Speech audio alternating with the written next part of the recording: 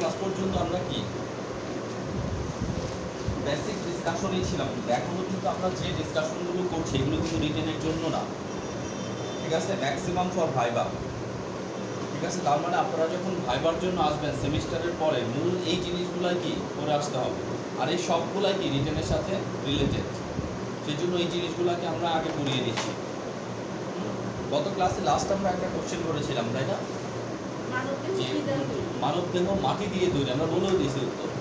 ঠিক আছে, how will you prove it, বলেন, আপনি বলেন মানুষ মাটির তৈরি কিভাবে প্রমাণ করবেন?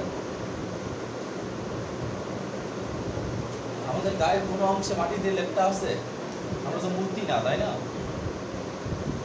ঠিক আছে, একজ্যাক্ট যদি আমরা বলি, এটা আমরা শুনছি যে কি মানুষকে মাটি দিয়েই তৈরি করছে, তাই না? ঠিক আছে, সেই মানুষটা কিন্তু আমি আপনি না, সেই মানুষটা হচ্ছে কি সরাসরি আদম আলাইহিস সালাম, তাই না? আর বাকি যে মানুষগুলো আছে এদেরকে কি দিয়ে তৈরি করা হয়েছে? মাটি দিয়ে। তবে কি একদম মাটি দিয়ে মূর্তির মতো করে না, মাটির উপাদানগুলো দিয়ে। ঠিক আছে, আমাদের কিভাবে তৈরি করেছে? মাটির উপাদানগুলো দিয়ে। অর্থাৎ আমাদের শরীরে এমন একটা উপাদানও নাই যে উপাদানটা কি মাটিতে খুঁজে পাওয়া যাবে না। আর আমরা কি দিয়ে তৈরি হলাম, এটা যদি জাস্ট চিন্তা করি, আমরা কি দিয়ে তৈরি হলাম, আমাদের কি ছিল? আমরা জাস্ট যদি এইভাবে চিন্তা করি, আমরা কি ছিলাম? বাবার শুক্রাণু, তাই না, বেগুন হয়ে, ওকে ফাইন। আমরা এইভাবে যদি দেখি এটা কি শুক্রাণু, হ্যাঁ, অ্যাক্রোসোম। আর এই পাশে যদি দেখি এটা কি ডিম্বাণু। ঠিক আছে, তাহলে এটা যদি স্পার্ম হয় বা শুক্রাণু হয়,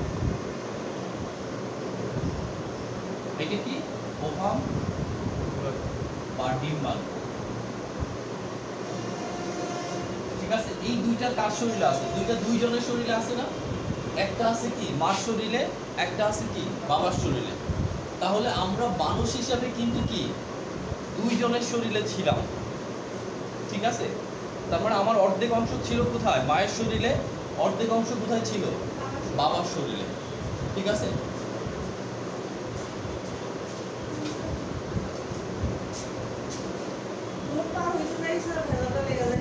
এখন তো ডিভাইডারও বন্ধ করে দিয়েছি, ডিভাইডার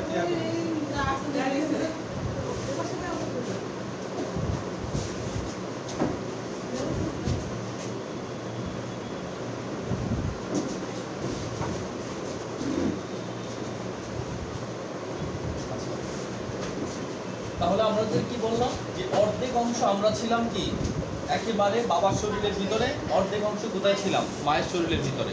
এটা কিন্তু আমি একা না, আপনারা সবাই, পৃথিবীতে যত মানুষ আসছে আদম আলাইহিস সালামের পরে, ঠিক আছে, সবগুলা কি আমাদের যৌন জ্বলন দুইভাবে হয়। অর্থাৎ কি আমাদের যে প্রজননটা দুই রকমের হয়, একটা হচ্ছে সেক্সুয়াল, আরেকটা কি অ্যাসেক্সুয়াল। ঠিক আছে, আমরা যারা কি বলবো প্রাণী, ঠিক আছে, উদ্ভিদ বাদ দিয়ে, উদ্ভিদের ম্যাক্সিমামই কি অ্যাসেক্সুয়াল। ঠিক আছে, ফুলের পরাগ থেকে কি আরেকটা চলে আসতেছে। ঠিক আছে, বাট আমরা যারা মানুষ তাদের ক্ষেত্রে কিন্তু আলাদা। মানুষ অন্যান্য প্রাণী তাদের জন্য কিন্তু সবসময় শুক্রাণু এবং ডিম্বাণু। ঠিক আছে, তার মানে আমরা যারা প্রাণী হিসাবে আছে, উন্নত প্রজাতির প্রাণী, ইউক্যারিওটিক সেল দিয়ে যারা তৈরি, ম্যাক্সিমামই কি এই সেক্সুয়াল পদ্ধতিতে কি লাইফ লিড করে। আমাদের জীবনের অর্ধেক অংশ কই থাকে? বডির অর্ধেক অংশ থাকে বাবার শরীরে, অর্ধেক অংশ থাকে কি মায়ের শরীরে। এরপরে যখন কি বাবা মায়ের সেক্সুয়াল ইন্টারকোর্সের কারণে কি হয়, শুক্রাণু ডিম্বাণুর সাথে মিলিত হয়ে একটা জাইগোট তৈরি করে। কি তৈরি করে? জাইগোট তৈরি করে। জাইগোটের ভিতরে কি অর্ধেক বাবার বৈশিষ্ট্য থাকে, অর্ধেক মার বৈশিষ্ট্য থাকে। এটা হচ্ছে আমার জীবনের প্রথম পরিপূর্ণ সেল। এতক্ষণ আমরা কি ছিলাম? অর্ধেক। অর্ধেক কেন বলতেছি? কি কি অর্ধেক ছিল? দেখেন আমাদের প্রত্যেকটা কোষে ক্রোমোজোম সংখ্যা থাকে কত? 23 জোড়া। কত? 23 জোড়া ক্রোমোজোম থাকে। বাট শুক্রাণুতে ক্রোমোজোম থাকে কয়টা? 23টা। তার মানে কি অর্ধেক। ডিম্বাণুতে ক্রোমোজোম থাকে কত? 23টা। ঠিক আছে, তাহলে শুক্রাণুর 23টা ক্রোমোজোম, ডিম্বাণুর কি 23টা ক্রোমোজোম। টোটাল মিলে এখানে কত হচ্ছে? 23 যোগ 23। ঠিক আছে, তার মানে 23 জোড়া ক্রোমোজোম হচ্ছে। এই 23 জোড়া ক্রোমোজোম হওয়ার কারণে একটা পরিপূর্ণ সেল তৈরি হচ্ছে, যে সেল থেকে 2টা সেল, 4টা সেল, 8টা সেল, এইভাবে কি 16টা সেল, আস্তে আস্তে কি ট্রিলিয়ন ট্রিলিয়ন সেল দিয়ে আমার বডি তৈরি। ঠিক আছে, তাহলে আমাদের মূল তৈরিটা কোথা থেকে? শুক্রাণু এবং ডিম্বাণু থেকে। এতটুকু তো ক্লিয়ার যে শুক্রাণু এবং ডিম্বাণুর মিলনের কারণে যে কোষটা তৈরি হয়, ওই কোষ থেকে আমি কি হই? ধীরে ধীরে তৈরি হচ্ছে। এতটুকু ক্লিয়ার না? এখন কথা হচ্ছে শুক্রাণু এবং ডিম্বাণুটা কিভাবে তৈরি হচ্ছে। যদি আমরা এখন শুক্রাণু এবং ডিম্বাণুতে আসি, আমরা শুক্রাণুতে আসি, ঠিক আছে? শুক্রাণু কোথা থেকে তৈরি হয়? টেস্টিস থেকে, তাই না? পুরুষের টেস্টিস থেকে কি তৈরি হয়? শুক্রাণু তৈরি হয়। আমরা গত ক্লাসে বলছিলাম যে ভাইটাল অর্গানগুলোর কাজ কি, তাই না? ম্যাডাম বলেন তো ভাইটাল অর্গানগুলোর কাজ কি?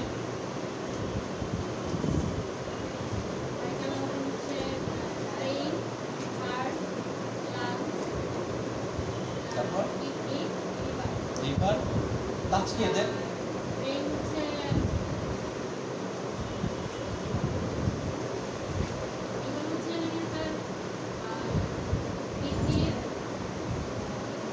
লিভার আমার কিডনিতে যাবে কেন? আপনি বলেন ম্যাডাম, লিভারের কাজ কি?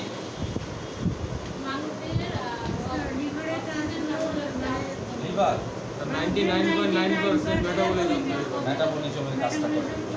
ম্যাডাম বলেন কিডনির কাজ কি?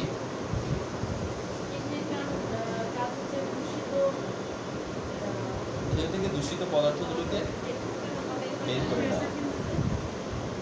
ওকে, ঠিক আছে। ওভারির কাজ কি ম্যাডাম?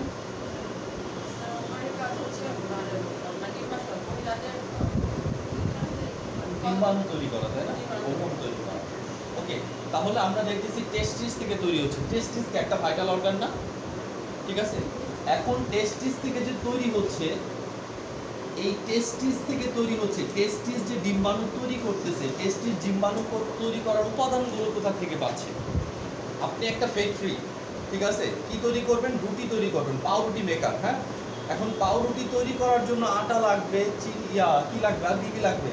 ইস্ট লাগবে, তাই না? এইসব জিনিস আপনি কোথা থেকে পাবেন? তাহলে টেস্টিসটা শুক্রাণু তৈরি করে, তার উপাদানগুলো কোথা থেকে পায়? উপাদানগুলো কোথা থেকে আসে? একবারে যদি আমরা বলি খাদ্য থেকে আসে। তার মানে আমরা যে খাদ্যগুলো খাচ্ছি, সেই খাদ্যগুলো কি? মুখ দিয়ে খাচ্ছি, ডাইজেস্টিভ ট্র্যাকে যাচ্ছে, হজম হচ্ছে, হজম হয়ে কোথায় যাচ্ছে? রক্তে যাচ্ছে, রক্তের মাধ্যমে লিভারে যাচ্ছে। লিভার কি করতেছে? খাবারের যে উৎকৃষ্ট অংশ আছে, একেবারে বেস্ট অংশটা, সেই বেস্ট অংশটা পাঠাচ্ছে কোথায়? টেস্টিসে। টেস্টিস ওই বেস্ট অংশ দিয়ে কি তৈরি করতেছে? স্পার্ম তৈরি করতেছে, কিছু হরমোন তৈরি করতেছে। ওকে, তাহলে খাবারের উপাদানগুলো যদি চিন্তা করি, খাবারের উপাদানগুলোই টেস্টিসের উপাদান। টেস্টিস কি দিয়ে তৈরি? টেস্টিস কি? ফ্রুক্টোজ, কার্বোহাইড্রেট দিয়ে তৈরি, ফ্যাট দিয়ে তৈরি, আর কি? লিপিড দিয়ে তৈরি। টেস্টিসের উপাদানগুলো যদি আমরা ভাগ করি, এরকম কিছু ভিটামিন আছে, কিছু মিনারেল আছে, অ্যাসকর্বিক অ্যাসিড আছে, ক্যালসিয়াম আছে, ম্যাগনেসিয়াম আছে, এই টোটাল কম্পোজিশনে। এখন কথা হচ্ছে খাদ্যের উপাদানগুলো আমরা যদি দেখি কি কি আছে? কার্বোহাইড্রেট, তাই না? Protein, fat, vitamin, mineral, water, প্রত্যেকটা খাদ্য উপাদান তো। এখন এই খাদ্য উপাদানগুলো আমরা পাচ্ছি কোথা থেকে? কার্বোহাইড্রেট আসে কোথা থেকে? আমরা যদি বলি শর্করা জাতীয় খাদ্য, ধান, চাল, তাই না? ভাত থেকে আসতেছে। ভাত আসতেছে কোথা থেকে? আমরা যদি বলি ভাত, রুটি, তাই না? ভাত, রুটি এগুলো আসতেছে কোথায়? চাল এবং আটা থেকে। চাল এবং আটা আসতেছে কোথা থেকে? ধান এবং গম থেকে। ধান এবং গম কোথা থেকে আসতেছে? আলটিমেট শস্য দানা থেকে। শস্য দানাটা কিভাবে তৈরি হচ্ছে? মাটি থেকে রস নিয়ে, তাই না? আলটিমেট কি? উদ্ভিদ থেকে। উদ্ভিদটা কি খেয়ে বাঁচতেছে? মাটির রস। যদি আমরা প্রোটিনের কথা বলি, প্রোটিন আসতেছে কোথা থেকে? অ্যানিম্যাল প্রোটিন হতে পারে, প্ল্যান্ট প্রোটিনও হতে পারে। যদি অ্যানিম্যাল প্রোটিন হয়, আমরা ধরি গরুর মাংস, ধরি মুরগির ডিম। এখন কথা হচ্ছে গরুর মাংস যদি আমরা খাচ্ছি, গরু কি খাচ্ছে? ঘাস খাচ্ছে। আলটিমেট মাংস তৈরি হচ্ছে কি দিয়ে? মাটি দিয়ে। ঠিক আছে, ঘাস মাটি থেকে আসতেছে। এরপরে যদি আমরা ফ্যাটের কথা চিন্তা করি, তাহলে কি? তেল, তেলবীজ যা আছে সবই কি? শস্য দানা থেকে তৈরি হচ্ছে। ভিটামিন, মিনারেল যা আছে সবই কি? ওই আলটিমেট কি? উৎস মাটি। ঠিক আছে, এখন কথা হচ্ছে সবগুলা উৎস কি? মাটি। তাহলে আমরা যত ধরনের খাবার খাচ্ছি, প্রত্যেকটা খাবার কোনো না কোনোভাবে উদ্ভিদের উপর নির্ভরশীল, তাই না? যত ধরনের পানিটার ক্ষেত্রে স্যার একটু একই বিষয় তো হলো, পানির কোথায় বেশি থাকে? পানির সোর্স কোথায়? মূল পানির সোর্স কোথায়? সমুদ্রটা কিসের উপরে? আলটিমেট মাটি না? আমরা এটাকে মূল খাবার হিসেবে ধরতেছি না। পানি তো আমাদের কি? ধরেন একটা উৎস, কিন্তু এটা কিন্তু একটা খাবারের অংশই। ঠিক আছে, দেখেন মাটিতে থাকে, প্রত্যেকটা জিনিস কিন্তু মাটি না, মাটিতে থাকে। যেমন ক্যালসিয়াম কি মাটি? ক্যালসিয়াম মাটিতে থাকে। পানি কোথায়? পানিটাও কি মাটি না? পানি কি মাটিতে থাকে না? আলটিমেট বুঝেন, সাগরে পানি আছে, আলটিমেট সাগরের ভিতরে পানি আছে, ধরেন সাগরটা কোথায় আছে? মাটিতেই না? সাগরে তো স্যার বেশিরভাগই স্যার বালি। সাগরে বেশিরভাগ বালি। বালি আচ্ছা, বালি যদি থাকে, বালির নিচে কি থাকবে? পানি থাকবে। স্যার 4 ভাগ করলে তো আপনি বুঝেন, এই যে গাছের শিকড়গুলো যে ছড়ে যায়, এটা কি সাগরে চলে যায়? সাগরে চলে যায় না তো, নদীতে চলে যায়। যে সাগর অনেক দূরে যায়, নদী থেকে পানি নিয়ে আসতেছে, তার মানে কি? সে মাটির ভিতরে থাকলে, মাটির ভিতরে কি থাকে? কতগুলো লেয়ার থাকে, লেয়ারের মধ্যে কি আছে? পানি আছে। এই পানিগুলো রোম করতে তারা কি করে? শোষণ করে। ঠিক আছে, তার মানে পানিটাও আমরা কি ধরতেছি? যে মাটির ভিতরে আছে। স্যার 3 ভাগ পানি আর 1 ভাগ মাটি। স্বাভাবিক, আমাদের ভূমির স্থলভাগের কি, পৃথিবী পৃষ্ঠ যদি আমরা চিন্তা করি, এর কি 3 ভাগ জল, 1 ভাগ কি স্থল। ঠিক আছে, এই জলটা কি আলাদাভাবে আছে? স্থল জল মিক্সড করে আছে, তাই না? এভাবে আলাদা থাকে। ওকে, আমরা শুধু এইটুকু চিন্তা করি যে আমরা যত ধরনের খাদ্য খাচ্ছি, প্রত্যেকটা খাদ্যের ডাইরেক্ট অর ইনডাইরেক্ট সোর্স কি? মাটি। আর এই খাদ্য উপাদান দিয়ে টেস্টিস কি তৈরি করতেছে? স্পার্ম তৈরি করতেছে। তাহলে স্পার্মটা আলটিমেট যেভাবে হোক কোথা থেকে আসতেছে? মাটি থেকে আসতেছে। এই টেস্টিস এবং ডিম্বাণু সবই কি এখান থেকে আসতেছে। আলটিমেট এরা যে তৈরি হচ্ছে কি আলটিমেট হিউম্যান বডি। তার মানে হিউম্যান বডিতে এমন একটা অংশ পাওয়া যাবে না যে অংশ কি মাটির সাথে, মানে যে অংশের উপাদান মাটির উপাদানের সাথে কি মিলবে না। ঠিক আছে, সেই অর্থে যদি আমরা চিন্তা করি তাহলে আমরা কি মাটির উপাদান দিয়ে তৈরি। ঠিক আছে, কারণ কি মাটির বিভিন্ন ফর্ম আছে, মাটির সব ফর্ম একটা, মাটি দিয়েই ইট তৈরি করে, তাই না? মাটিতে ঢিলা দিলে আপনার কিছুই হবে না, বাট ইট দিয়ে যদি ঢিলা দেয়, ঠিক আছে, তাহলে কি মাথা ফেটে যেতে পারে। ঠিক আছে, তাহলে মাটিরই একটা ফর্ম কি, আমরা ডিফর্মিং স্টেট হচ্ছেন কি মানুষ। ওকে, তাহলে আমরা দেখতেছি আমাদের শুক্রাণুটা তৈরি হচ্ছে কি দিয়ে? মাটির বিভিন্ন খাদ্যের বিভিন্ন উপাদান দিয়ে। আর খাদ্য আমরা সরাসরি প্ল্যান্ট থেকে পাই, প্ল্যান্ট খাদ্যের উপাদানগুলো মাটি থেকে নিয়ে আসে। ঠিক আছে, এখন তো ক্লিয়ার। আমরা যদি বলি যে হিউম্যান বডি কিভাবে মাটির তৈরি, ঠিক আছে, হিউম্যান বডি কিভাবে মাটি দিয়ে তৈরি, এটা আমরা বলতে পারবো না।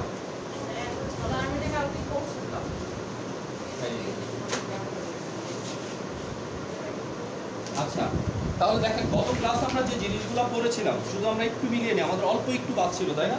কি কি পড়েছিলাম? অ্যানাটমিক্যাল প্ল্যান পড়েছিলাম, তাই না?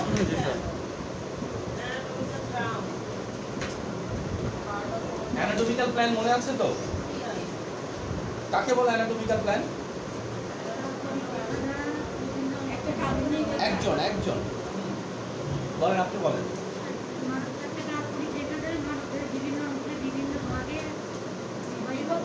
কেন করি আমরা অ্যানাটমিক্যাল প্ল্যান? আমাদের দেহের বিভিন্ন অঙ্গের সঠিক অবস্থান জানার জন্য।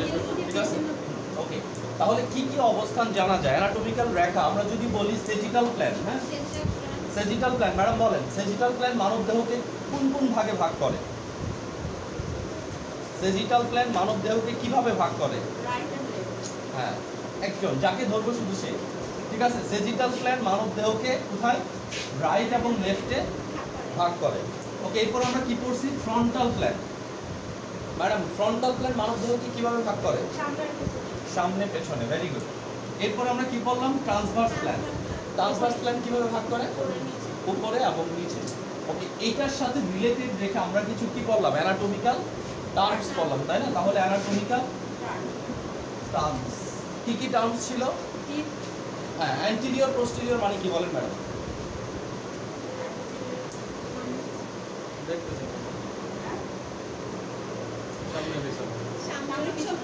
অ্যান্টিরিয়র মানে সামনে, পোস্টেরিয়র মানে পিছনে, আলাদা আলাদা।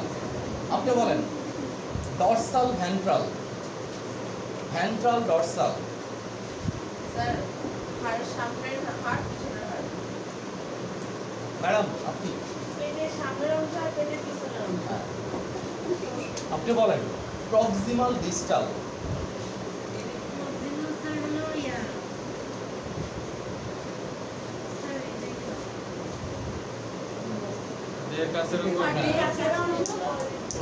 আপনি বলেন ল্যাটেরাল আর মিডিয়াল।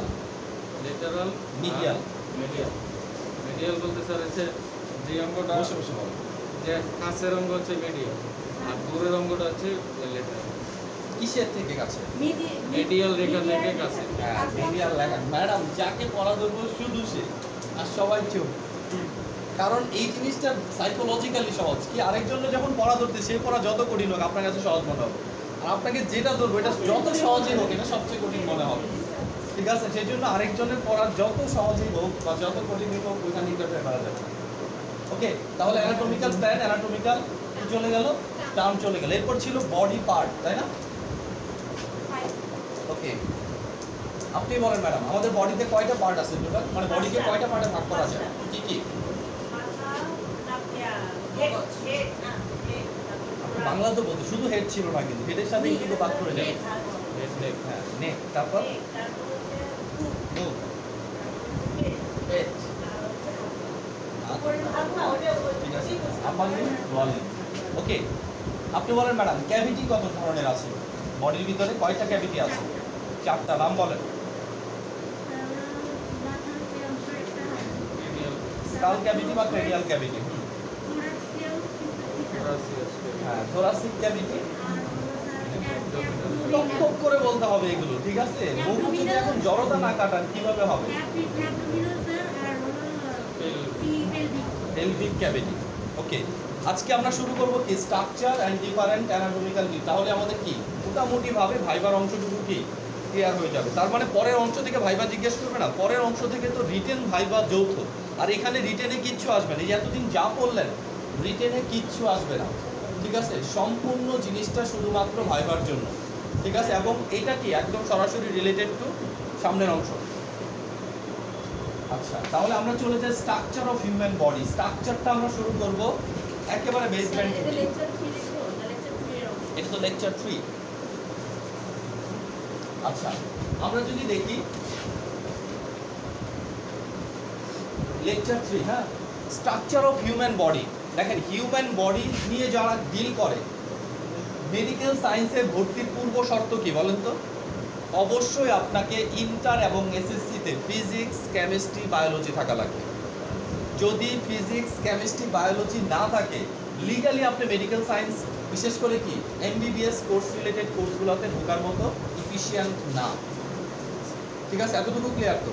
কিসের জন্য লাগে আমরা এখানে স্ট্রাকচারই দেখব যে আমাদের যে দেহটা, এই দেহটা আসলে কি ছড়িয়ে ছিটিয়ে ছিল বিভিন্ন জায়গায়, এখনো বিভিন্ন জায়গায় ছড়িয়ে ছিটিয়ে আছে। কিসের জন্য? দেখেন, আমরা বলি বারবার যে হালাল খাদ্য খাওয়া কি ফরজ, হালাল ওষুধ খাওয়া না, তাই না? কেন বলতেছি? ওষুধ কি রোগের জন্য খাচ্ছি, এটা শরীর থেকে বের হয়ে যাবে, শরীরের অংশে পরিণত হবে না। বাট আপনি যে খাবারটা খাবেন সেই খাবার কি আপনার শরীরের অংশ।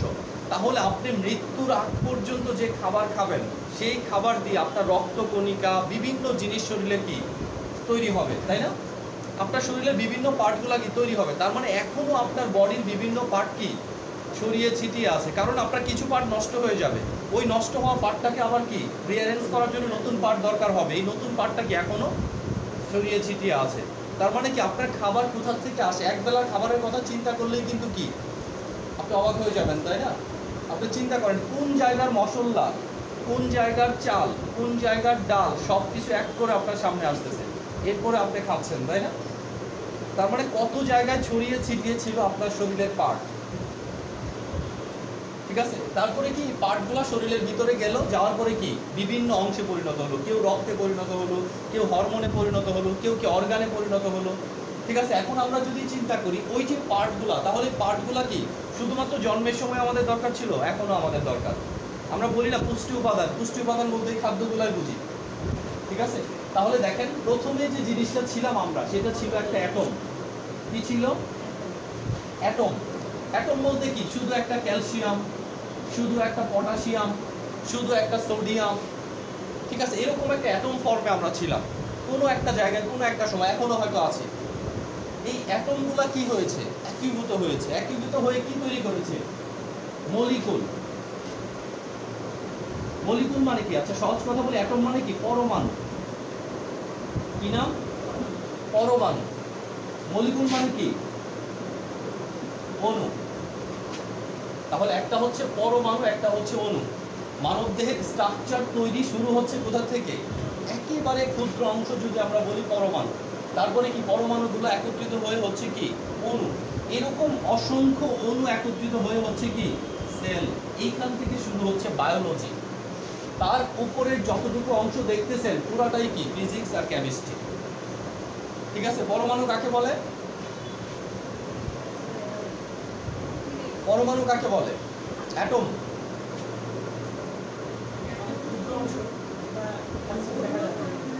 ব্যাকটেরিয়াও ক্ষুদ্র অংশ, ভাইরাসও তো ক্ষুদ্র, তাই না? এদেরকে কি পরমাণু বলবো? শুধু ক্ষুদ্র হলে হবে না। পদার্থ কাকে বলে এটা বলেন তো? সরানো গেলে পদার্থ হবে। হ্যাঁ, গুড। পদার্থের কতগুলো বৈশিষ্ট্য আছে, তাই না? তার কি নিজস্ব ওজন আছে, কি জায়গায় স্পেস দখল করে অবস্থান করে, তাই না? তারপর কি বল প্রয়োগ করলে বাধার সৃষ্টি করে। পদার্থ কত প্রকার? দুই প্রকার। হ্যাঁ, মৌলিক এবং যৌগিক পদার্থ। মৌলিক পদার্থের ক্ষুদ্রতম কণার নাম কি? পরমাণু। ঠিক আছে, তাহলে আমরা যদি বলি পরমাণু কাকে বলে, পরমাণু হচ্ছে মৌলিক পদার্থের ক্ষুদ্রতম কণা। ঠিক আছে, অণু কাকে বলে? যৌগিক পদার্থের ক্ষুদ্রতম কণাকে কি বলে? অণু বলে। তাহলে মৌলিক পদার্থ, যৌগিক পদার্থ সবগুলো কিন্তু কি একের পর এক সিরিয়ালি আসতেছে। অ্যাটমকে যদি ভাগ করি কি পাওয়া যায়? বিজ্ঞান কিন্তু অ্যাটম পর্যন্ত বসে না, অ্যাটমকেও ভাগ করে ফেলছে। অ্যাটমকে ভাগ করলে কি পাওয়া যায়? সেই জন্য বলে ফিজিক্স, কেমিস্ট্রি, বায়োলজি।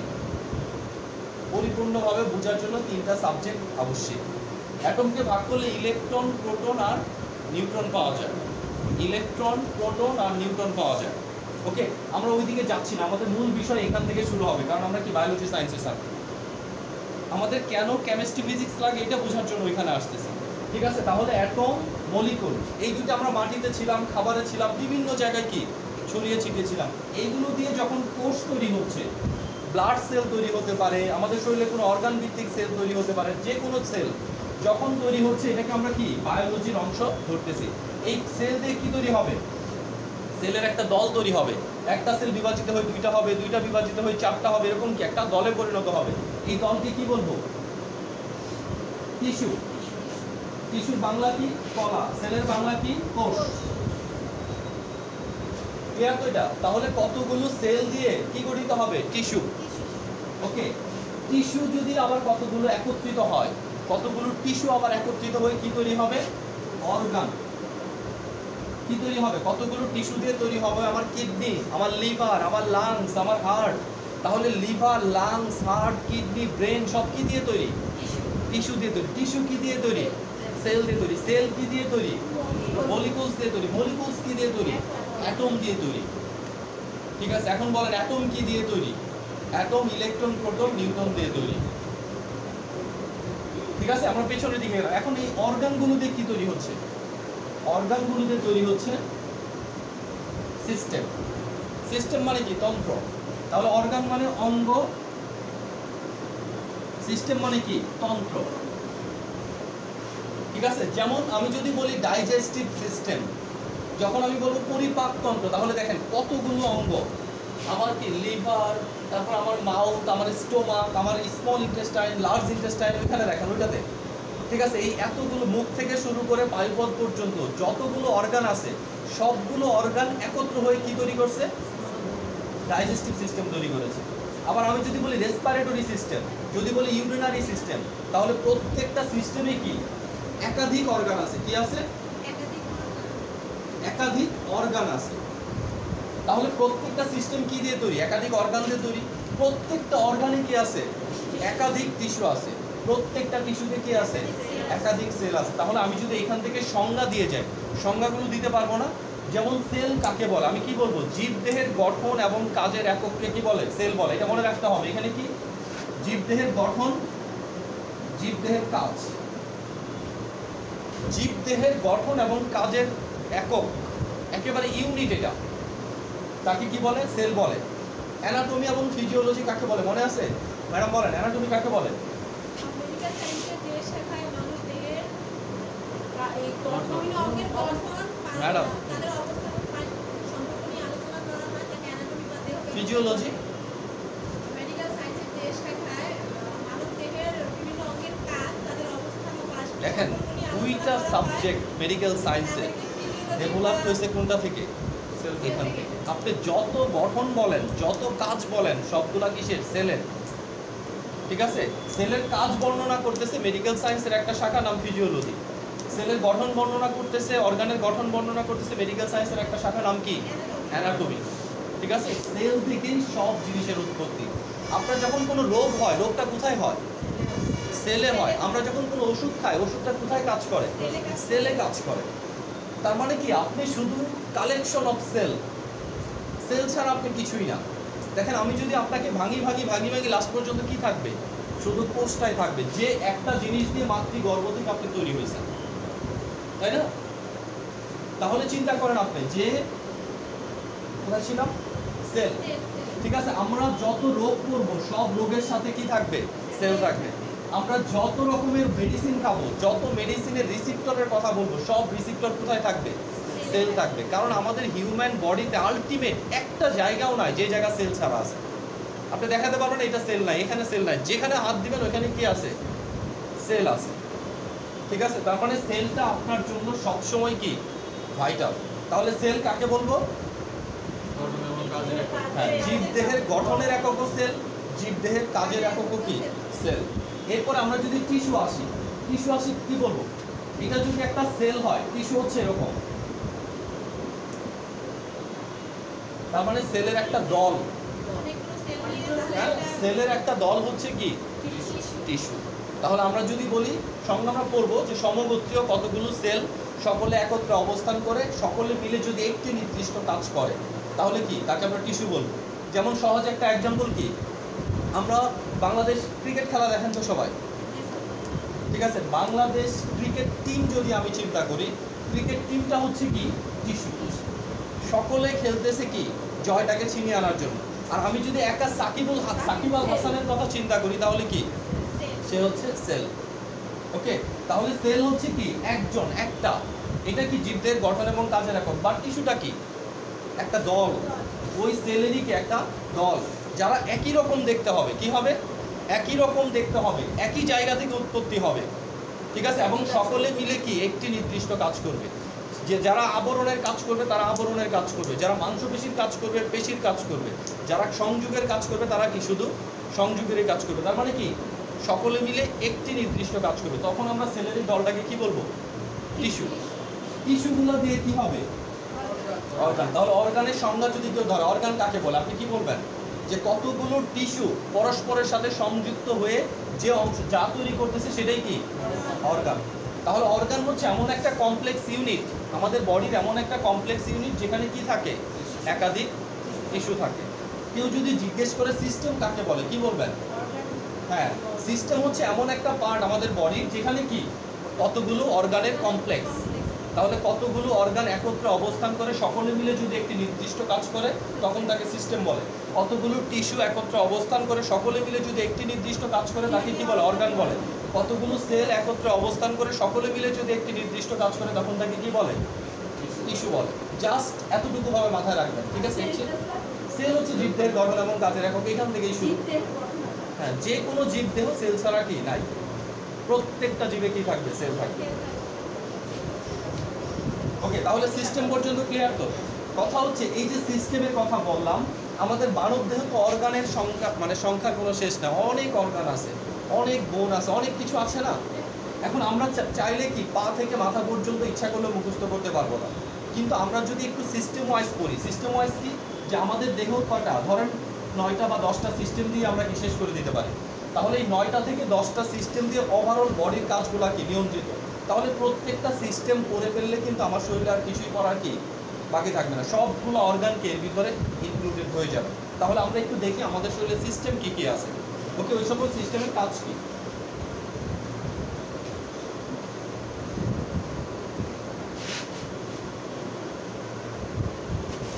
আচ্ছা, সিস্টেম কাকে বলে বলেন তো? সিস্টেম কাকে বলে? জাস্ট মুখস্থ করার কিছু না। আপনি মুখস্থ করলে হাজার হাজার জিনিস আছে, এত জিনিস মনে রাখতে পারবেন না। কিছু জিনিস তো টেকনিক্যাল মনে রাখতে হবে। আর মেডিকেল সায়েন্সের বেশিরভাগ জিনিসই কি? টেকনিক্যাল। আপনি একটা দুইটা শব্দ দিয়ে হাজার হাজার জিনিস মনে রাখতে পারেন। যেমন ASE, দেখেন কত সহজ। ASE, ITIS, এরকম কিছু ছোট ছোট সাফিক্স, কিছু ছোট ছোট প্রিফিক্স থাকবে। এই সকল সাফিক্স এবং প্রিফিক্স দিয়ে আমরা কি একেবারে হাজার হাজার জিনিস মনে রাখতে পারবো, কিন্তু এইটা আমাকে আগে মনে রাখতে হবে।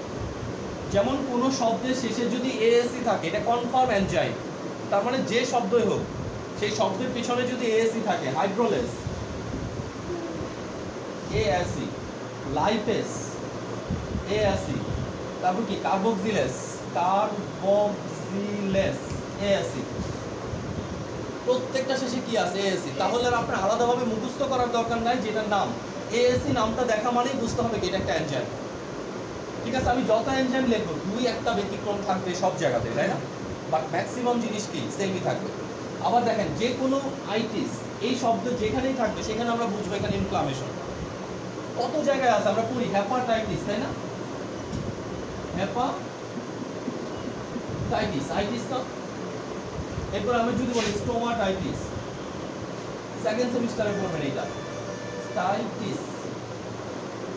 তারপরে কি গ্লসাইটিস, অ্যাপেন্ডিসাইটিস। এই যে আইটিস মানে কি ইনফ্লামেশন। আপনি যদি শুধু মনে রাখেন যে ইনফ্লামেশন কাকে বলে, ইনফ্লামেশনের লক্ষণ কি কি, তাহলে সকল আইটিসগুলো ইনফ্লামেশন। এক আইটিস দিয়ে কি আপনি শত শত রোগ চিনে রাখতে পারবেন। কিন্তু আপনি যদি চিন্তা করেন যে এখান থেকে এতটুকু, এখান থেকে এতটুকু, এখান থেকে এতটুকু, ওই ফর্মুলা 9-10 পর্যন্তই ছিল, এরপরে আর ওই ফর্মুলায় ভালো কিছু করতে পারবেন না। আইটিসটা পড়বেন সেকেন্ড সেমিস্টারে। এটা একটা ইনফ্লামেশন, প্রদাহ। প্রদাহের একটা লক্ষণ হচ্ছে আইটিআইএস থাকবে নামের শেষে। সকল প্রদাহে আপনি যত প্রদাহ বলবেন সব, আমরা বলি না কনজাংটিভাইটিস, যদি আমি বুঝি কনজাংটিভা কোথায় থাকে, ম্যাডাম বলেন কনজাংটিভা কোথায় থাকে, তাহলে কনজাংটিভাইটিস রূপটা কোথায় হবে? চোখে হবে। ঠিক আছে, আমি যদি জানি যে গাম, গাম মানে কি দাঁতের মাড়ি, তাই না? তাহলে আমি যদি জানি যে গাম মানে দাঁতের মাড়ি, গামের ইনফ্লামেশনকে বলে জিঞ্জিভাইটিস, তাহলে জিঞ্জিভাইটিস লেখা দেখেই কিন্তু আমার রুগীকে বলতে হবে না কোথায় কি সমস্যা, ডাইরেক্ট আমি বুঝবো সমস্যা কোথায়, দাঁতের মাড়িতে। কিন্তু ওইটা বুঝার আগে আমাকে আগে কি বুঝতে হবে যে কনজাংটিভা কোথায় থাকে, তাই না? আমাকে আগে বুঝতে হবে গাম মানে কি, গাম কিসের পার্ট। সেই জন্য ফার্স্টে আমরা অ্যানাটমি ফিজিওলজি পড়ি, এরপরে কোথায় যাই, ডিজিজে যাই। ওকে, তাহলে আমরা এটা মুছে দিচ্ছি। আপনাকে শুধু একটা জিনিস মনে রাখতে হবে যে কি আপনি এখানে সব জিনিস মুখস্থ করে রাখতে পারবেন না, তার মানে কিছু জিনিস বুঝে রাখতে হবে। আর একটা জিনিস রেগুলার পড়ার হ্যাবিট লাগবে। ঠিক আছে, উইদাউট রেগুলার পড়ার হ্যাবিট হবে না। আপনি যদি পারেন ন্যূনতম প্রতিদিন 30 মিনিট থিওরি এটা ফলো করেন, দেখবেন আপনার কোনো কিছুই বাদ থাকবে না। প্রতিদিন আপনার হাজারো কাজের পরেও 30 মিনিট করে পড়ার অভ্যাস করেন, মাত্র 30 মিনিট। আপনার ডিপ্লোমা লেভেলের কোনো একটা পড়া আটকিবে না। কিন্তু প্যারাডক্স হচ্ছে আমরা যতই চিল্লাই আপনারা কেউ পড়বেন না। ঠিক আছে, পড়বেন ওই পরীক্ষার আগের দিন রাতে। ঠিক আছে, পড়ে কেউ ফেল করবেন, কেউ পাস করবেন, কেউ ভালো করবেন, কারণ এক একজনের মেধা এক এক রকম। মানে একজন অল্প করলে হয়ে যাচ্ছে, আরেকজন কি হচ্ছে না। ওকে, আমরা একটু দেখি আমাদের কি কি সিস্টেমগুলো আমরা করবো।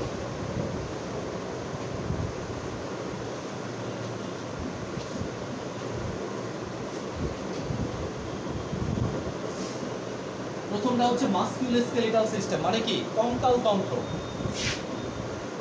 এমএসএস মাসকুলোস্কেলেটাল সিস্টেম, কঙ্কাল তন্ত্রের বাংলা কি?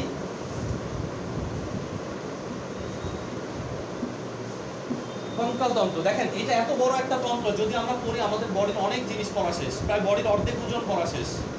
কারণ এখানে আমরা কি পড়বো, এখানে আমরা পড়বো বোন, এখানে আমরা পড়বো জয়েন্ট, এখানে আমরা পড়বো মাসেল, এখানে আমরা পড়বো কার্টিলেজ। তাহলে বোন পড়লে তো কি ম্যাক্সিমাম শরীরের মূল কাঠামো শেষ হয়ে গেল, তাই না?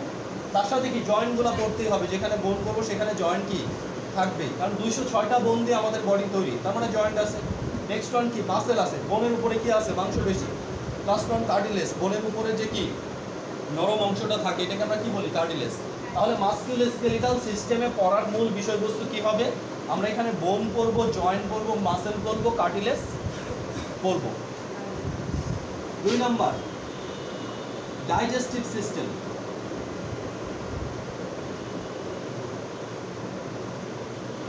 আচ্ছা, তাহলে মাস্কুলোস্কেলিটাল সিস্টেমের কাজ কি হবে? আমরা যদি সিম্পলি জাস্ট একটু আলোচনা করি, মাস্কুলোস্কেলিটাল সিস্টেমের কাজ হবে কি? আমাদের দেহের কাঠামো তৈরি, তাই না? দেখেন এই সিস্টেমটাই কি করেছে? আমাদের দেহের কাঠামো তৈরি করেছে। আমাদের যে টোটাল ওয়েট, সেই ওয়েটের ভার বহন করছে কে? কঙ্কাল তন্ত্র।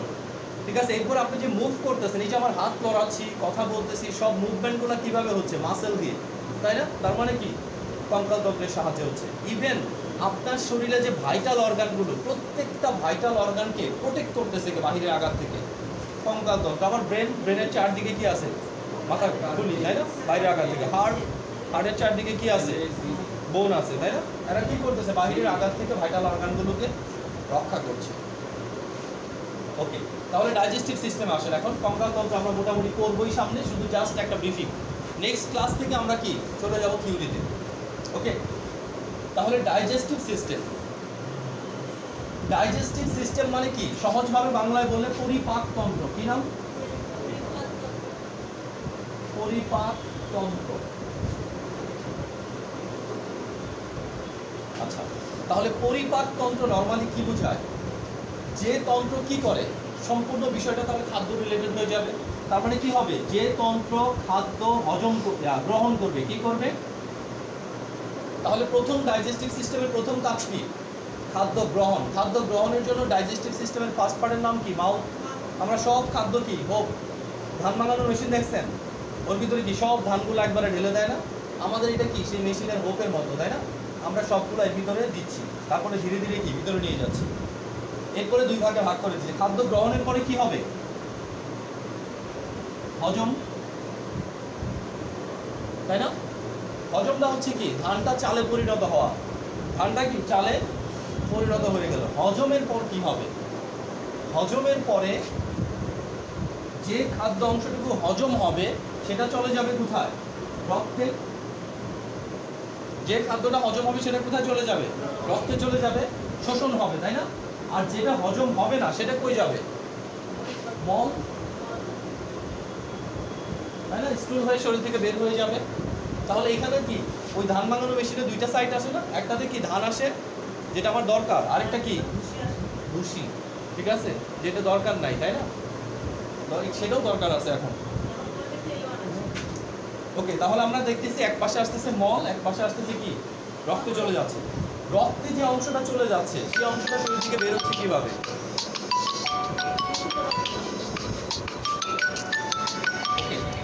শরীর থেকে বের হচ্ছে ইউরিনের মাধ্যমে। ইউরিন পুশ হয়ে গেছে। তাহলে কি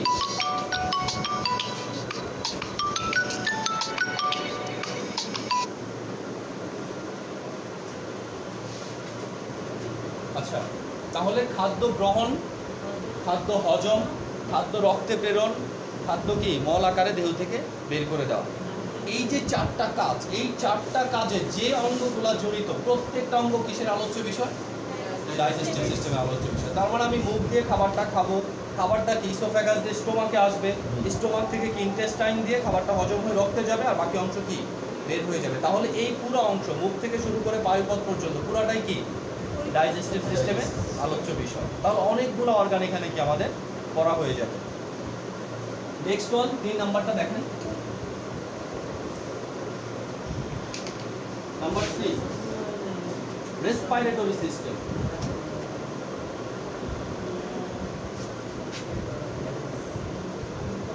রেসপিরেটরি সিস্টেম মানে কি? শ্বসন তন্ত্র। কি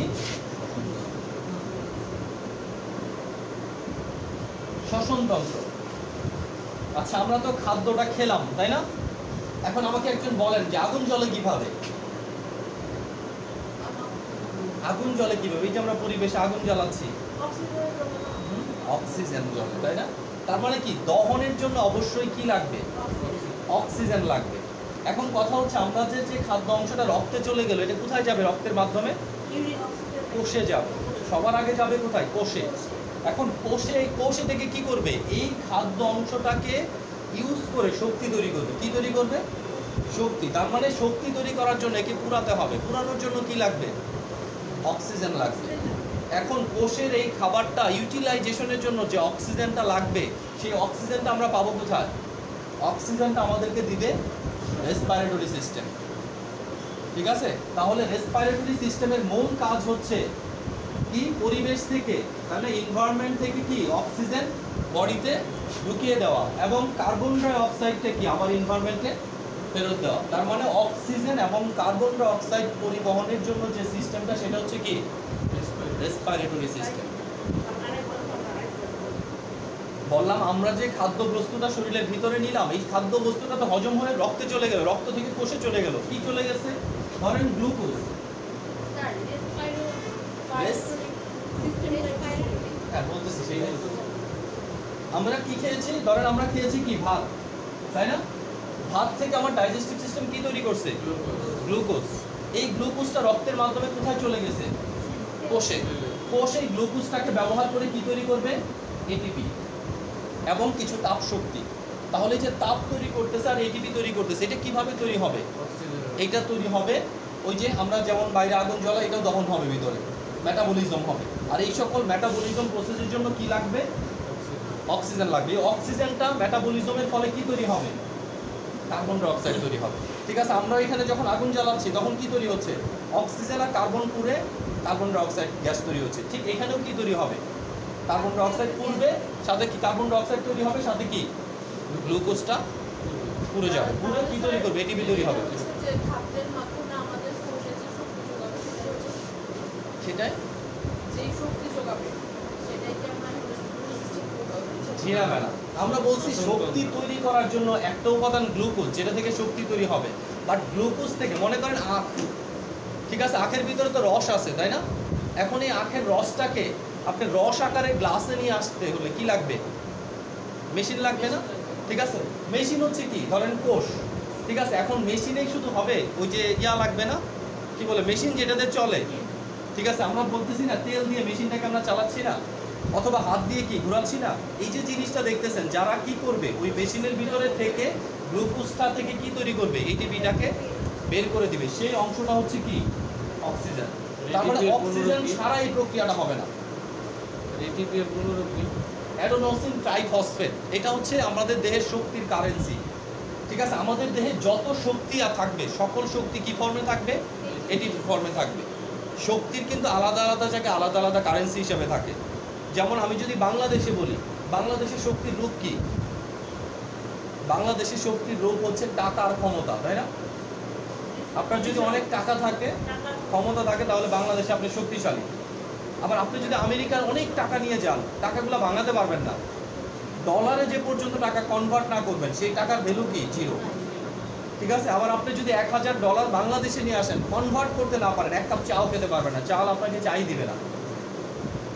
ঠিক আছে, তার মানে কি প্রত্যেকটা জায়গায় শক্তির আলাদা কারেন্সি আছে। দুনিয়াতে শক্তির কারেন্সি যদি টাকা হয়, পরকালে কি হবে, পরকালে হবে পুণ্য, তাই না, সোয়াব। কথা হচ্ছে, তাহলে টাকার পাশাপাশি কিছু সোয়াব অর্জন করেন, এটাও দরকার আছে। কারণ ওইখানে কারেন্সি শুধু একটাই থাকবে। আর বডির ভিতরে কারেন্সি কি, এটিপি। বডির সকল, যার শরীরে যত বেশি এটিপি, সে তত শক্তিশালী। তাহলে এটিপির পুরো মিনিংটা কি? এটিপি পড়বেন আপনারা, অ্যাডিনোসিন ট্রাইফসফেট। মাইটোকন্ড্রিয়ার মূল কাজ এটিপি তৈরি করা। ঠিক আছে, আমরা মাইটোকন্ড্রিয়া পড়াবো। তাহলে কি গ্লুকোজ থেকে কি তৈরি হবে, এটিপি তৈরি হবে। এর জন্য কি লাগবে, মেন কথা, জারণ বিজারণ প্রক্রিয়ার জন্য অক্সিজেন প্রয়োজন। এই অক্সিজেনটা আসবে কোথা থেকে, রেসপিরেটরি সিস্টেম থেকে। এই জারণ বিজারণ প্রক্রিয়াতে কার্বন ডাই অক্সাইড তৈরি হবে। এই কার্বন ডাই অক্সাইডটা আমাদের জন্য বিষাক্ত, শরীরের জন্য খারাপ। এটা শরীর থেকে বের হয়ে যাবে কিভাবে, রেসপিরেটরি সিস্টেমের মাধ্যমে। তাহলে অক্সিজেন আমার শরীরে ঢুকবে, কার্বন ডাই অক্সাইড বের হয়ে যাবে। এটা যে সিস্টেম কাজ করবে, সেই সিস্টেমের নাম কি, রেসপিরেটরি সিস্টেম। তাহলে অক্সিজেন ভিতরে ঢোকার জন্য কি লাগবে, নাক লাগবে, মুখ দিয়েও ঢুকে, তারপরে কোথায় যাবে, লাংসে যাবে, তাই না, যে ফুসফুস, ফুসফুসে যাবে, ফুসফুস থেকে কোথায় যাবে, রক্তে চলে যাবে। তাহলে ফুসফুসের মাধ্যমে রক্তে যাচ্ছে। আর এটা কোথায় যাচ্ছে, ইন্টেস্টাইনের মাধ্যমে কি রক্তে যাচ্ছে। আলটিমেট সব যে পৌঁছাচ্ছে কোথায়, রক্তের মধ্যে। কারণ রক্ত ছাড়া সমস্ত শরীরে ট্রান্সপোর্ট হওয়ার, মানে আপনি যদি সমস্ত শরীরে মাথা থেকে পা পর্যন্ত ঘুরতে যান, একটা মাত্র মাধ্যম আছে, সেই মাধ্যমটার নাম কি, রক্ত। তার মানে দেখেন, ওষুধের ক্ষেত্রেও কিন্তু তাই। মনে করেন আপনার এই হাতেও ব্যথা, এই হাতেও ব্যথা, আপনি এখানে যদি মুভ দেন, তাহলে এইটার ব্যথা সারবে, এটার ব্যথা কি সারবে। বাট আপনি যদি ন্যাপ্রোক্সেন খান, এটার ব্যথাও সারবে, এটার ব্যথাও সারবে। কেন, নেফ্রেক্সন যখন আপনি খাচ্ছেন এটা কি রক্তের মধ্যে চলে যাচ্ছে, সমস্ত শরীরে ঘুরতেছে, এখানেও আসতেছে এখানেও আসতেছে, বাট আপনি যখন মুভ দিচ্ছেন তখন শুধু কোথায় লোকালি কাজ করতেছে, এইখানে আর আসতেছে না। ঠিক আছে, তার মানে কোনো জিনিস যদি সমস্ত শরীরে ঘুরতে যায় তাকে অবশ্যই তার মাধ্যমে যেতে হবে, ব্লাডের মাধ্যমে যেতে হবে। ফাইন। 4 নম্বর সিস্টেম, এই যে এতক্ষণ যে রক্ত রক্ত করলাম ওই রক্তের সিস্টেম এখন বলবো, কার্ডিওভাস্কুলার সিস্টেম।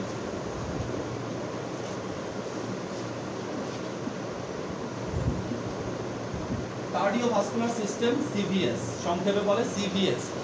তাহলে কার্ডিও মানে কি হার্ট, ভাস্কুলার মানে কি ব্লাড ভেসেল সিস্টেম, যে সিস্টেমে আমরা হার্ট, ব্লাড ভেসেল, আর স্বাভাবিকভাবে কি হার্ট আর ব্লাড ভেসেল অচল যদি এখানে রক্ত না থাকে, তাহলে আমরা এই সিস্টেমের মূল আলোচ্য বিষয় হবে কি ব্লাড, হার্ট, ব্লাড ভেসেল। ঠিক আছে, তাহলে ব্লাড, হার্ট এবং ব্লাড ভেসেল এই তিনটা মেজর এবং খুব ইম্পর্টেন্ট পার্ট নিয়ে আলোচনা করবো আমরা কোথায়, কার্ডিওভাস্কুলার সিস্টেমে। ঠিক আছে, তাহলে যে সকল ডাক্তারকে আমরা বলি কার্ডিওলজিস্ট, তারা কি নিয়ে, কি রোগ নিয়ে কাজ করে, হার্টের রোগ নিয়ে কাজ করে মূলত। এখানে এত বড় বড় সাবজেক্ট প্রত্যেকটার জন্য আলাদা স্পেশালিস্ট আছে। যারা ব্লাড নিয়ে কাজ করে, ব্লাডের রোগ নিয়ে, তাদেরকে বলে হ্যামাটোলজিস্ট। যারা হার্টের রোগ নিয়ে কাজ করে তাদেরকে বলা হয় কি কার্ডিওলজিস্ট। যারা ব্লাড ভেসেলের রোগ নিয়ে কাজ করে তাদেরকে বলে অ্যাঞ্জিওলজিস্ট। তিনটা অনেক বড় বড় সাবজেক্ট।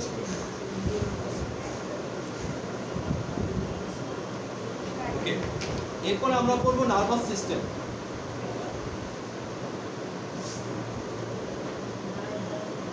নার্ভাস সিস্টেম মানে কি, বাংলায় যদি বলি স্নায়ুতন্ত্র। আর এটা কি ছিল, রক্ত সংবহন তন্ত্র বাংলা।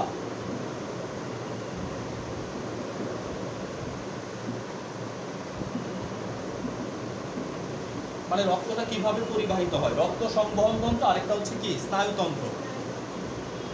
আচ্ছা, স্নায়ুতন্ত্রের কাজ কি, খুব সিম্পল না?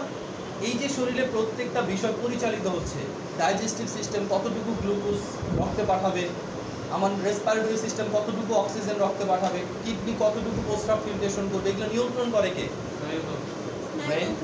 নিয়ন্ত্রণ করে কি স্নায়ুতন্ত্রের মূল অংশ ব্রেন।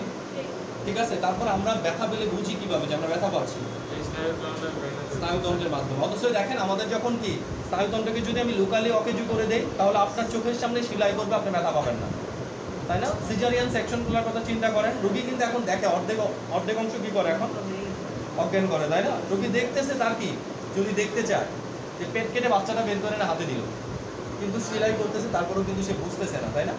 কিসের জন্য? কারণ আমরা কোনো ব্যথা, কোনো অনুভূতি কখন পাবো, যখন এই অনুভূতিটা আমার ব্রেনে যাবে। যদি অনুভূতিটা ব্রেনে না যায় তাহলে কিন্তু আমার পা কেটে ফেললে আমি বুঝবো না। ঠিক আছে, যখন আমি কোনো কিছু বুঝবো সেটা অবশ্যই কি সেন্সটা ব্রেনে যেতে হবে, ব্রেন অ্যানালাইসিস করবে যে কি হলো, কিভাবে হলো, পরিমাণটা কতটুকু। জি, ওই ব্রেনে যাওয়ার রাস্তাটাকে ব্লক করে দেয়। জি, ওইটাই করে। আমরা যে লিডোকেইন দিই লোকাল অ্যানেস্থেসিয়ার জন্য, এটি কি করে, আশেপাশের যে স্নায়ুগুলো আছে তার কি কাজগুলো বন্ধ করে দেয়, এখান থেকে কোনো জিনিস আর কি হয় না। আচ্ছা, ইয়াও দেওয়ার দরকার নেই, আমরা অনেক সময় খুব গল্পের বই পড়ি না একদম মনোযোগ দিয়ে, ঠিক আছে? হ্যাঁ, এই সময় কি মশা কামড়ায় পাটা ফুলায় ফেলছে, পড়ার পরে বুঝছেন যে কি মশা কামড়াইছে। আর যখন আমরা পরীক্ষার পড়া পাই, যে এই সকল পড়া করতে চাই, তখন মশার সাথে যুদ্ধ করি, আর মনোযোগ এদিকে থাকেই না। প্রবলেম স্নায়ুতন্ত্রের কোন দিকে মনোযোগটা আমাদের, বুঝলেন? হুমায়ুন আহমেদের বই দেন, মশা কামড়ায় শেষ করলেও টের পাবেন না। আবার অ্যানাটমি ফিজিওলজি নিয়ে বসেন, মশার সাথে যুদ্ধ করবেন, লাস্টে কি করবেন, মশারি টানায় মশারির মধ্যে পড়তে যাবেন। ওকে, নার্ভাস সিস্টেম মানে স্নায়ুতন্ত্র। এরপর আমরা কি করব, এন্ডোক্রাইন সিস্টেম।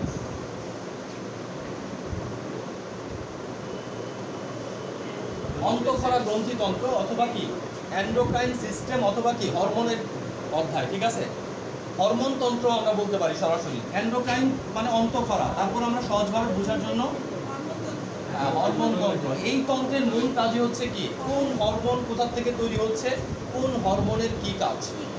তাহলে এন্ডোক্রাইনোলজিস্টরা কি নিয়ে আলোচনা করে, হরমোনের রূপগুলো নিয়ে কি তারা ডিল করে। এরপর আর কি আছে, কত নম্বর হলো? Number 6। Number 7 urinary system.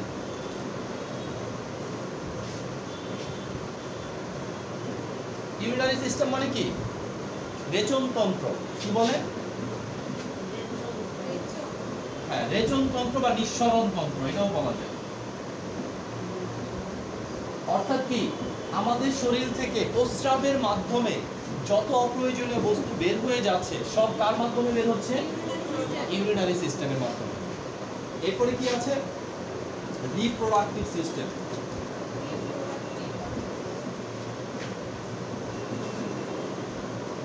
Reproductive system মানে কি? প্রজনন তন্ত্র।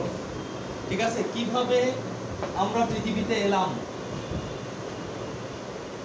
ঠিক আছে, যুগে যুগে মানুষ প্রত্যেকটা সৃষ্টি কিভাবে পৃথিবীতে আসতেছে, যে তন্ত্রে আলোচনা করা হয় সেটার নাম কি? Reproductive system. 9 নম্বর আমরা পড়তে পারি লিম্ফ্যাথেটিক সিস্টেম।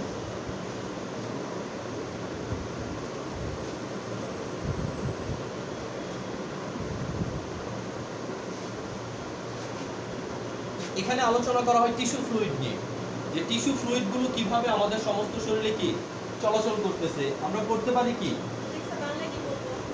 এটাকে বাংলায় কি বলবেন? লসিকা তন্ত্র।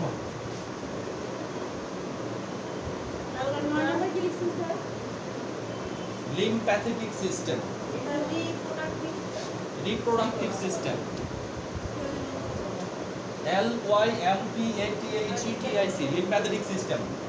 এরপরে লাস্ট হচ্ছে ইমিউন সিস্টেম। হ্যাঁ, 10 নাম্বার ইমিউন সিস্টেম। স্যার লসিকার আরেকটা বাংলা কি বললেন? Tissue fluid. Tissue fluid sir Bangla? Tissue fluid মানে কি? কোষের রস। আমাদের শরীরের ভিতরে দেখবেন যখন কেটে যায়, যদি রক্ত না বের হয়, এক ধরনের ফ্লুইড বের না হয়। স্যার আমি বুঝতে পারছি, কিন্তু টিস্যু ফ্লুইড তো বাংলা কমন হইতে পারে না। আচ্ছা, টিস্যু ফ্লুইড বাংলায় কি লিখি তাহলে এটা টিস্যু ফ্লুইড। টিস্যুর রক্ত। টিস্যু মানে কলা, কলা আর ফ্লুইড মানে রস, তাহলে কলার রস। কলার রস, এটা বাংলা। মেন কথা কি, আক্ষরিক অনুবাদ করার দরকার নাই, ভাব অনুবাদ করেন, বুঝলেই হবে। ঠিক আছে, কিসে? Immune system. ইমিউন সিস্টেম মানে কি? রোগ প্রতিরোধ, অর্থাৎ কি প্রতিরক্ষা তন্ত্র বলা যেতে পারে। IMMUNE, immune system. তাহলে মোটামুটি এই যে 10টা সিস্টেম আছে, যদি আমরা মোটামুটি রোগ প্রতিরোধ তন্ত্র। একটু এই যে 10টা সিস্টেম, এই 10টা সিস্টেমের যে অর্গানগুলো আছে, আলটিমেট এই সমস্ত অর্গানগুলো নিয়ে আমাদের বডি। এই 10টা সিস্টেম ছাড়াও আমাদের আরো কিছু সিস্টেম থাকবে, এগুলো সিস্টেম ডাইরেক্ট না, জাস্ট একটু ডিসকাশনের জন্য থাকবে, যেমন vitamins, mineral, food and nutrition. ঠিক আছে, এই সিস্টেমগুলো রান করার জন্য কি টাইপের ভিটামিন এবং মিনারেলগুলো আমাদের লাগে, আমাদের একটা অধ্যায় থাকবে ফুড অ্যান্ড নিউট্রিশন। ঠিক আছে, আরেকটা অধ্যায় আমাদের থাকবে স্পেশাল সেন্স। যদিও এটা নার্ভাস সিস্টেমের অংশ, তারপরও এটা কি আমরা আলাদাভাবে পড়ি, স্পেশাল সেন্স। আর ইমিউন সিস্টেম, লিম্ফ্যাথেটিক সিস্টেম, এগুলো কি আমরা ফার্স্ট সেমিস্টারে আলোচনা নিয়ে আসবো না, এগুলো কি পরবর্তী কোনো সেমিস্টারে আলোচনায় আসবে। আচ্ছা, তাহলে আমরা একটু প্রথম থেকে আসি। প্রথমে আমাদের কি ছিল? মাস্কুলোস্কেলিটাল সিস্টেম, কঙ্কাল তন্ত্র, তাই না? কি ছিল? কঙ্কাল তন্ত্র, মাস্কুল। আচ্ছা, ইংরেজিগুলা কিন্তু একটু স্ট্যান্ডার্ড ভাবে মনে রাখতে হবে। এটা আবার বানানটা লিখে দেন। Musculoskeletal system, musculoskeletal skeletal system.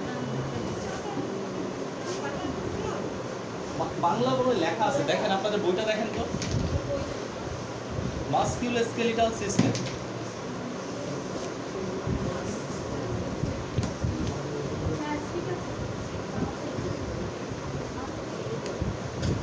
এই যে এখানে লেখা আছে দেখেন, পেজ নাম্বার 5-এ মাস্কুলোস্কেলিটাল সিস্টেম, ডাইজেস্টিভ সিস্টেম, ঠিক আছে, সবগুলো লেখা আছে। রেসপিরেটরি সিস্টেম, বুঝতে পাইছেন? এখানে বাংলাতেও লিখে দেওয়া আছে, তাই না? ছবি তুলে গ্রুপে দিয়ে দিন, তাহলে হয়ে যাবে। আচ্ছা, তাহলে আজকে আমরা আলোচনা করেছি ওয়ানলি 2টা বিষয়। এক নাম্বার হচ্ছে structure of human body, 2 number হচ্ছে কি যে আমাদের দেহের লাস্ট যে অংশটা ছিল সিস্টেম, কতগুলো সিস্টেম আমাদের বডিতে আছে, ওই সকল সিস্টেম প্রাথমিকভাবে কি কাজটা করে, ঠিক আছে। নেক্সট ক্লাস থেকে আমরা সব কি থিওরির পড়ায় চলে যাব, মানে রিটেন, ঠিক আছে। তাহলে রিটেনের ফার্স্ট অধ্যায় কি হবে? সেল, ঠিক আছে। রিটেনের ফার্স্ট পড়া কি হবে? সেল। একটু দেন। সো আপনাদের কাজ থাকবে এ পর্যন্ত ফার্স্ট ক্লাস থেকে আজ পর্যন্ত যা পড়ানো হয়েছে সবগুলা নেক্সট ক্লাসে আমরা একটা কি ছোট্ট ক্লাস টেস্ট পরীক্ষার মতো নিব। 3টা আজকে দিয়ে 3 নাম্বার ক্লাস, ওকে। তাহলে আমরা ক্লাস টেস্ট পরীক্ষার মতো কিরকম নিব? রিটেন না, যেহেতু রিটেনে আসবে না, ভাইবা, ঠিক আছে। একজন করে দাঁড় করাবো, 5টা করে কোশ্চেন করবো, বসতে দিব।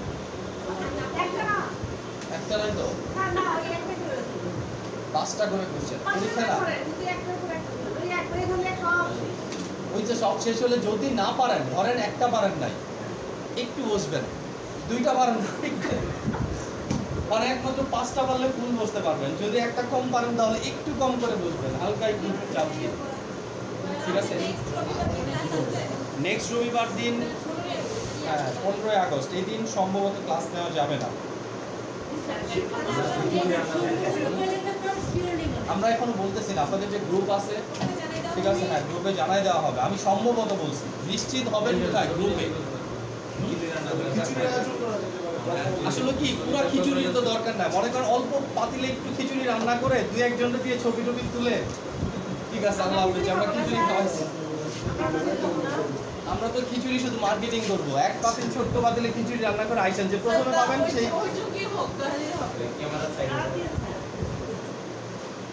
যাই হোক, আমরা এসব খিচুড়ির মধ্যে নাই। যদি ওই দিন আমরা কলেজ খোলা রাখি তাহলে পরীক্ষা হবে। কি? যদি জাতীয় পতাকা থাকতো তাহলে আমরা করতাম। ওকে, আচ্ছা আমি বলে দেই, যদি 15 তারিখে ক্লাস নেই তাহলে পরীক্ষা হবে, যদি 15 তারিখে ক্লাস না হয় তাহলে পরীক্ষা পরে ক্লাস। এই যে আপনি যে কোচিং ক্লাস করলে ক্লাস টেস্ট, ওকে ঠিক আছে, আল্লাহ হাফেজ।